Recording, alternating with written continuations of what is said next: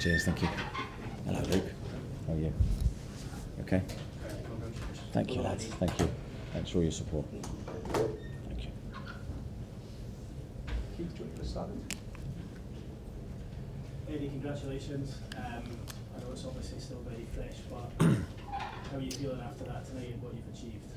Yeah, it feels amazing. It really does to share that moment with the supporters at the end there. Emotional moments, really, and very, very proud of everyone connected with the club, the supporters, the owners who were on the pitch at the end. It was amazing to be with them, and the whole squad with their families. Brilliant memories. Where does that rank in your achievements as a manager? Yeah, it's a difficult one. I got asked that earlier, and I think the difficulty is there's no trophy. You know, it's an amazing achievement and an amazing thing, really, for where we've come from in such a short period of time. But it feels difficult to celebrate it like you've won a league or something like that. But yeah, it's right up there. Of course it is. It's an amazing thing at a very special club. You've still not said the word Champions League yet. I told Craig I couldn't. It's maybe next season I will. When you started the season off, could you have ever envisaged yourself being in this position? No, not. This wasn't in our sights at that moment. I think we had escaped relegation impressively from the position that we were in. We were hopeful of improving and staying away from danger and growing the team to a position where maybe we could compete for Europe in a couple of seasons. So we've shot ahead of schedule. So with that comes big challenges for the future. But I think when you're in these moments, you have to take, you know, when there's an opportunity of something like this, you have to take it.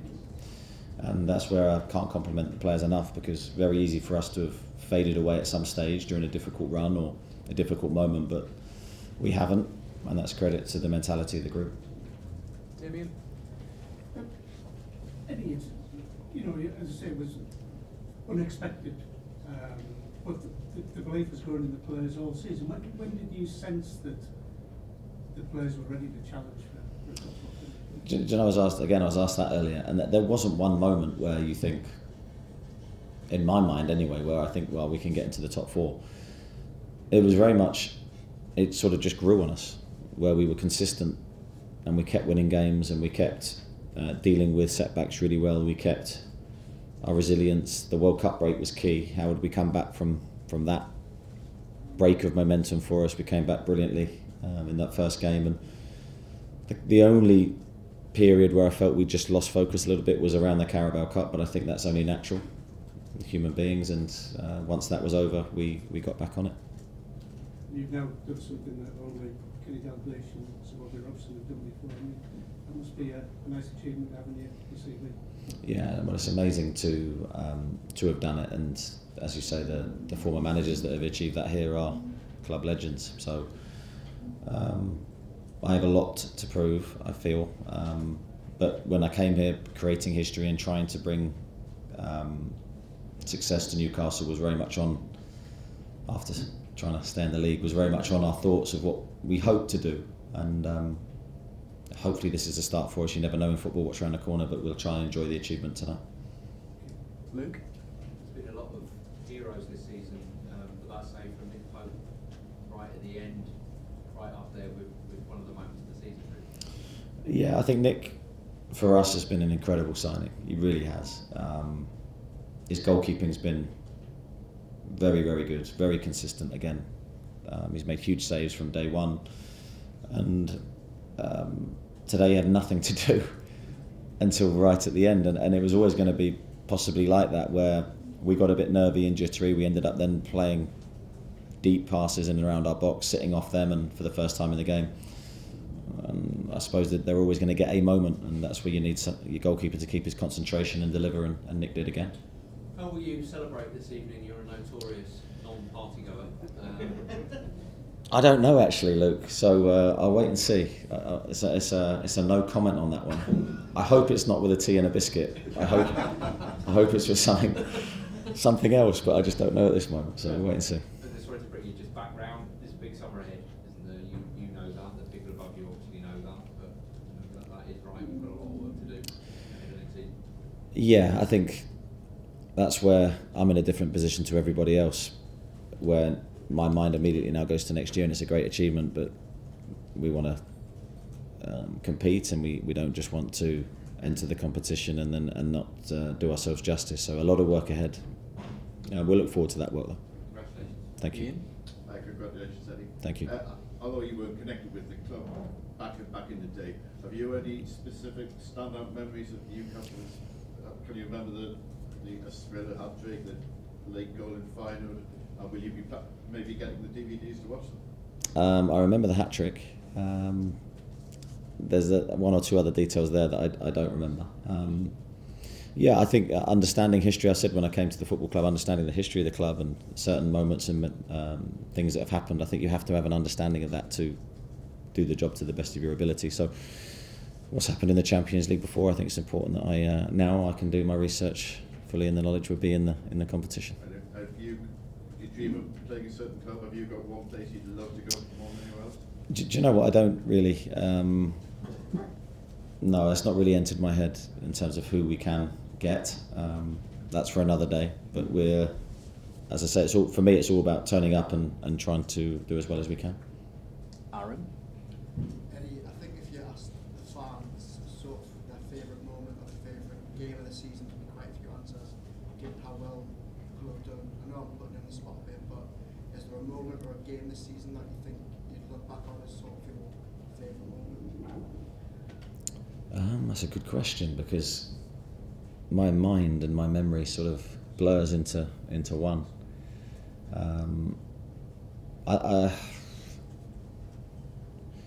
I'll go back to the start. I think that the first game of the season is always a vitally important one. So the performance against Nottingham Forest, I thought was really, really good, and I think that in some respects you hope that sets a marker for what's going to follow. I thought that day we did a really good performance, a big win, and we never really looked back from that moment. Jordan? You were sat in this press room in January after taking Newcastle to Wembley. How does that feeling compare to now? Yeah, slightly different feeling, because I think that day you're as I said earlier, you're going to win or you're trying to win a competition and a trophy, which, as I said when I came here, it was very high on our priority list. To one day, can we achieve something and reward the supporters for all that they've given the club over many, many years with a trophy. This is slightly different. This is a different accomplishment. You're going into now an incredibly tough competition, but the best competition that you can be in. So I don't think the achievement can be underestimated. It's a very, very difficult thing to do. To break that monopoly of the top four is so tough. So I think it's a massive achievement for us, and as I say, we look forward to what it brings. You managed to catch a word with the owners on the pitch at the end, or too loud for you then? Did you have to come through? No, you can always hear them. It was great to have a little chat, and really it was a lot of reminiscing about what happened when we first came together and the position that we were in. And in a very quick time, we've ended up in a different situation. So it was sort of a quick snapshot back to that time. The faith they placed in me in that moment, I'll never forget that they trusted me with the club when it was in really difficult times, and hopefully I've justified their decision. So it's it was a nice moment with them. Did you ever imagine personally that you'd be the first man to take Newcastle to Wembley in a lot of years, and obviously the first man to take Newcastle to the Champions League in 20 years? Did you ever believe that would happen so quickly? I don't think you necessarily believe. You hope. I think in this job that we're in, when you're a football manager, it's very, very precarious. It hangs in the balance. Your future, your fate hangs in the balance regularly. So you hope, hope that you can bring success. You hope that you can be consistent in your work, and the players respond to it. And bringing memories and new moments to the supporters is what drives me. So yeah, on to next season. Cheers, Eddie. Congratulations. Thank you very much. Chris at the back? Hi, Eddie.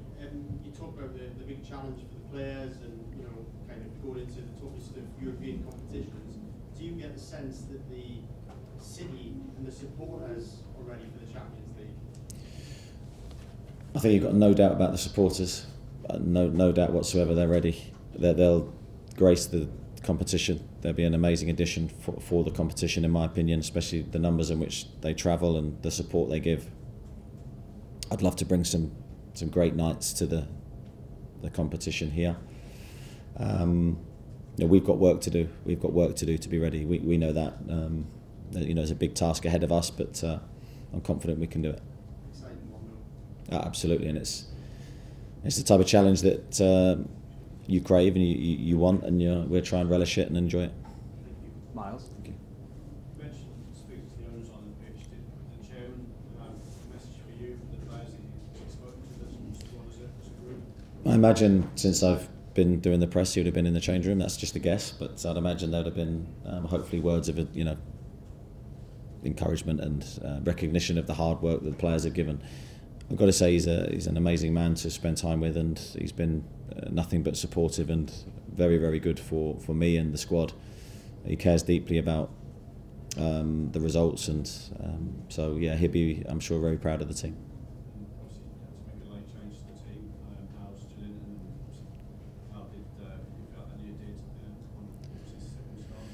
Yeah, so it was a difficult late change. We've been really stretched in midfield. So Joe, we thought would be okay. We didn't think there was any major concerns with his injury, but he felt in the warm-up that he couldn't play. Didn't do himself justice, so unfortunately he missed out. Elliot himself picked up a knock in the last game when he came on. So he wasn't 100% himself, but I thought did really, really well, that considered. And yeah, he could be very pleased with how he performed in such a high-pressure game. Scott? It's obviously, just early it being confirmed anyway in the next couple of weeks. Will you just take a little bit of time to think about what a Champions League night here might be like, and what the whole experience of leading Newcastle into that will be like and what will be about? Yeah, I think there's a lot of thinking to be done. There's a lot of preparing to do. There's a lot of work to be done. As I said, we need to get a lot of things right. Not just the Champions League, but another Premier League season. And we don't want the focus just to be on Europe. We've got to try and grow again and improve again in the Premier League. It's going to be very, very difficult because there'll be other clubs looking to respond and improve themselves. So I don't want to think about that right this second. That's for another day. And will obviously the dynamic of Sunday, the last game of the season, has changed a little bit now. Will there be any sense of, in your team selection, either sentiment for players who might be coming towards the end of their time, or younger players who you might now think, well, actually, I can put them on the bench or I can have a look at them or whatever? Well, I'll have a look. I think there's been a few players that have been playing with injuries naturally at this stage of the season. We haven't got a huge squad. What you saw today is what we have fit and available of senior professionals plus one or two younger players. So I imagine there might be changes because there's one or two players, as I say, struggling with injuries. Martin? Can you find the right praise for the unity and togetherness that the squad have forged this season? It's been fundamental to our success, and it's been very, very good. I've managed a lot of teams over the years now, and it'd be right up there in terms of mentality, togetherness, spirit. The right mix of laughter and joviality, but then focus on the work when the work's there. And I think you need a balance of both over a long season. The leaders of the group have really pushed the standards and the culture of the training ground and the environment. And anyone that's come into the group is sort of moulded and adapted to that culture, which has been great for me to see. So I think the biggest challenge for us is to maintain that and improve that while adding to the squad. But again, it won't, I've said many times, it won't be huge numbers. It will be trying to select the right players that can make us better. I was going to say, so when it comes to recruitment, how important is it to protect that and also to find maybe players with the hunger that you've brought to the club so far? Yeah, it's going to be important for us. We've got to try and get it right, and that's going to underpin our success, really. So I think we've been really, really good in the 3 transfer windows so far since I've been here. The challenge gets harder and more difficult because now we've become a better team. There's less players that will make us better, so it's going to be a big window for us. Is there a limit on how many players you'd like? Is there a number in your head of what you'd like? Yeah, it won't be huge numbers. I don't think it can be. We don't have the ability to spend the money that people will think we have, so we're going to have to be very smart. It will be a small group of players, but hopefully ones that can make the difference. Andy? Eddie, in your first press conference, I remember you sitting there and saying one of your main aims and first aims was to bring unity back to Newcastle United. Could you ever have envisaged that sort of unity that you saw when you were doing your lap of honour there? I think that's what you hope to create, but I think there's never a guarantee. So what I felt was we could try and galvanise the supporter base. We could bring that connection between the players and the supporters every time we entered the pitch, but it would take a huge effort from us to deliver that. And when I say us, it's the players. The players have to go out and show what it means to represent this city every time they play. And I think they have done. I think we've produced a really hard-working, passionate group of players that understand what it means to represent this club, and what the supporters expect is that you go out and give your best every time you put the shirt on. And as I say, I always go back, there's probably one game where I've been disappointed with what we've produced, which in a long season with the amount of games that we've had is a great effort from the players. We've already determined you're not going to be going down the big market to celebrate, but how well received do you think you're going to be when you walk through the doors of your own home today? I know it'll be very quiet, and it'll be the dog. The dog probably won't even get up and give me a wag. He'll probably stay on the sofa asleep, so that will be about as good as it gets for me. But I wouldn't have it any other way. The kids have got school tomorrow, so thank you. Jacob? Obviously you tell us different stuff externally to what you're saying internally, kind of. No, despite never. what you were saying Never. about despite your kind of... Always tell you the truth. Despite some of the reluctance to talk about the Champions League, when did it become something you're openly talking about internally as being a target? Sorry, I missed the question. I was laughing at my own joke. Despite what you were telling us about the Champions League, when were you talking about it openly internally about it becoming a target? No, not overly. I'd say, as I said, it crept up on us. It wasn't something that was a target we talked about at all in the first part of the season. And then we had the World Cup break, and there's always a big, not concern, but when you have a break like that and you have players go away, how are we going to be when we come back? Are we going to be the same team? And we were. Then we had the cup final distraction, and then we came back, and it was probably after that period it was like, right, come on, let's try and maximise what we can. And probably only in the last few weeks where we actually really focused on the top four and what we needed. In a season of such success, were there ever any moments of doubt? I think you're lying if you're saying there's no moments of doubt in anything you do in life, really. So yes, of course. But I'm a firm believer in you work to try and generate success. So the more you work, the more higher chance you've got, as long as you work smart and effective. So that's what we try to do. Okay, Kieran to finish. You've ruffled a lot of feathers in the Premier League. Is your mind already thinking about doing that in the Champions League? I haven't really given it any thought at the moment. I think any competition you enter, and I said this when coming here, we try and respect. Our record in the FA Cup's been disappointed, but we try and respect every competition. We try and win every game, and that will be no different in this competition. We will give our all to try and be successful. Not just being content with just qualifying, you really want to make a mark in the... Yeah, of course. Otherwise, all the hard work and effort that's taken to get there is, I wouldn't say wasted, but you've wasted an opportunity to try and leave a mark and try and make a dent in a competition that is an amazing thing to be part of. So we want to be in it as long as we can. Is there a bit of emotion tonight as well as some of these players that the staff is moving on as well, that might be the last time they're all in the home dressing room together? I think there's always emotion.